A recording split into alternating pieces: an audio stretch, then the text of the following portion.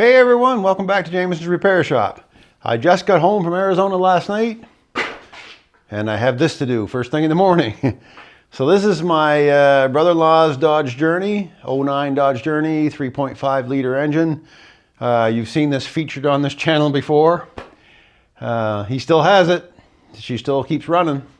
Anyway, what's going on now, and I knew about this throughout the year, but kind of got on the back burner, and then I went away, went down to Arizona, and now it's cold. It's minus 27 degrees Celsius here in Saskatchewan, and likely not going to get much warmer overall on the average.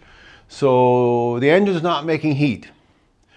So I'm going to start with the very simplest thing that you can start with on these, and that's the thermostat. So let's go around and we'll dig into what's going on here. It could be something else, but thermostat, if it's not, engine itself is not making heat, it's highly likely the thermostat is sticking open. So it's allowing the coolant to continue to flow through the radiator and cooling it as you're driving, and it doesn't build up any heat for the interior of the car. There's other issues I know with the heating system in this car. One side doesn't work at all, like it's a twin zone, and one side's not working. But we're going to start with getting heat at the engine first. Be honest with you, if you're doing this, I don't have a new thermostat for this right now, but he has our car and he can pick one up for me this evening. But for this video right here, we're just going to show how to take it out. Very simple thing to do on this car is take out the thermostat, check it.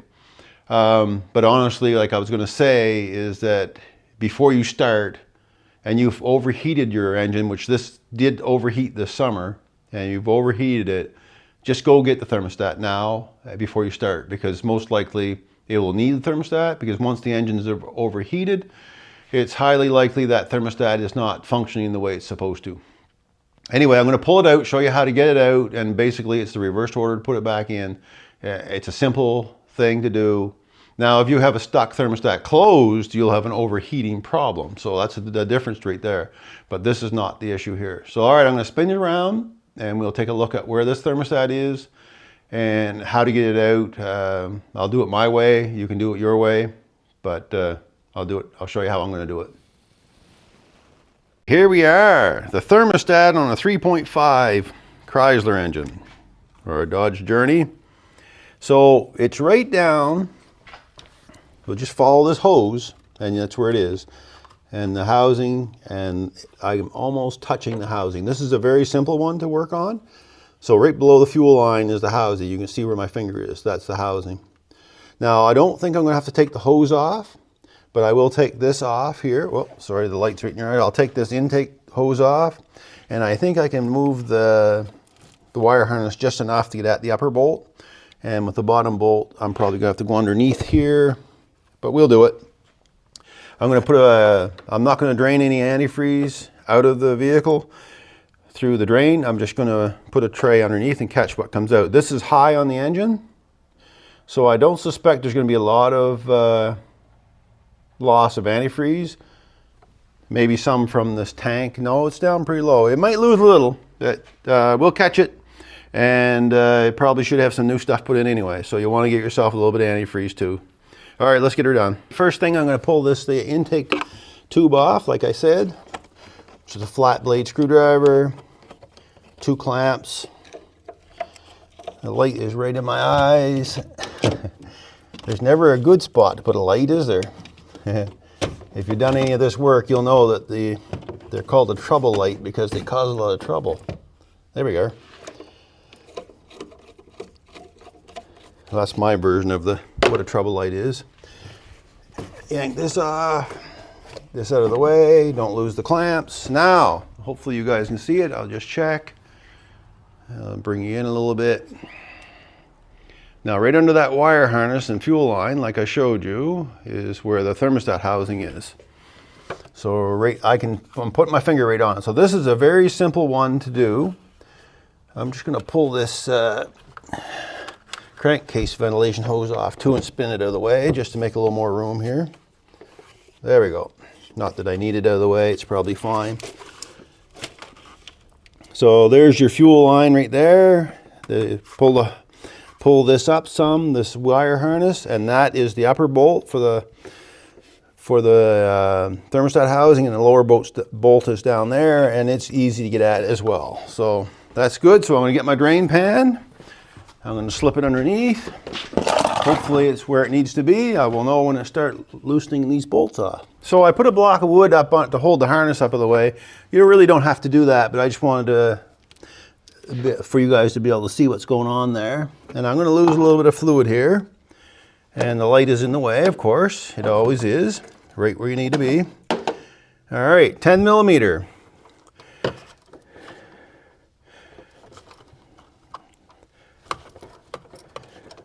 And I don't know if I'm gonna need the extension at the bottom. I might have to take the extension off. My elbow might be in the way for a second, guys. Just hold on. It's a little long, so there it goes. I can get it with the extension on. Yeah, these ratchets, man. I wonder sometimes about this stuff. Wow. They can make them any cheaper. Anyway. All right, back on there again. As soon as you hit anything, it locks it the opposite way. It's like, wow.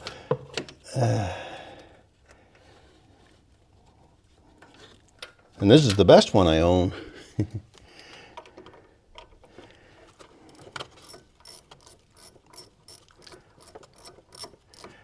I'll leave that one hooked up. I'm going to try to get the bottom one without. They're not in there very tight, so when you put them back on, don't muscle them on. They don't need to be, oh yeah. What's the most lost socket that you own? 10 millimeter here. All right, recovered the 10 millimeter. Let's see. I'll get rid of that. Maybe I can do it with my fingers. There we go. On it again. 10 millimeter is a very commonly lost socket in this household. In this shop, rather. It's just not, the angle of my wrist is not. Now if you're having trouble getting at the lower one, you can always take the hose off, which I probably should. It would probably have been easier. This hose right off to get at it. But I'm gonna do it the hard way. I might take it off to put it back on, if that makes sense to you. Oh, that's like it must be 10 inches long, that bolt. All right, that's what they want it to do here. Holy, it's like the cam bolts in these engines. Cam bolts, 3 feet long it seems. Look at how long that bolt is. Wow. All right, put that somewhere where I won't lose it, and then I'll lose it. And here we are. I get the upper one off. Only 2 bolts holding these in. And remember, like I said, this is a plastic house. I said don't muscle them in, because that's a plastic housing and an aluminum block. Now, here's where you're going to lose a little bit of antifreeze. Yep, is it catching it? Haha, look at that. A little bit on the floor, but mostly caught in the pan. Now, you can just pull that aside. And then pull this out. You're going to lose a little more right here. Oh. Not much. I think it's about a liter or so. Now, is this sticking open? That's the question. I'm going to have to test it, I think. But I do believe it needs to be replaced anyway, so I'll just have them get a new one. All right, I'm going to put this in hot water and we'll see if it stays open or how quickly it opens. Now, I don't have my thermal gun anymore with me. I have it in the van down in Arizona. So I'm just going to have to guess at it. All right, well, let's heat this up in a button and in some hot water and then see what happens there. All right, so I just wanted to show you guys what Chrysler was conveniently did for us here. They put a little arrow, I don't know if you can see that or not. There's a little arrow right where my thumb is. And that is where that bleed hole goes. Right, that. So this is the part that goes in the housing like this, and this is the aluminum housing and the plastic housing, and then this will line up with that hole, and you can only get it in one way. So they were good enough to do that. Make sure your rubber's down all the way though, so it's seated like that. That's how you would put the new one in, like so. So it's aligned up, that air bleed hole and there are lined up, and you would take it back down and underneath the fuel line, and then put her back in like so, and put the bolts in. And now I'm not going to go and show you all that again. That's just wanted to show you how to put it back in. I'm going to go get my brother-in-law to get a new thermostat. He's off at work today, but it will be later this evening and we'll get it. Well, that's it everyone. A quick down dirty on how to change the thermostat in a Dodge Journey 3.5 liter engine. I wanted to show you how to test them with hot water and that, but I don't have my, like I said, I don't have my thermal gun with me, so it's really a waste of time unless you know what the water temperature is and know when this thermostat's opening, at what temperatures. It's really a waste of time, and for honestly, it's like a, what, $15 item. And this is an original, and if you've overheated your engine or you're having trouble building heat in your engine, most likely this is where you'll want to start. So just go get yourself a thermostat, a little bit of antifreeze, take the thermostat out, switch it out, see where you go. It's a cheap fix. If it fixes it, great. If not, well then you'll have to move on with something different.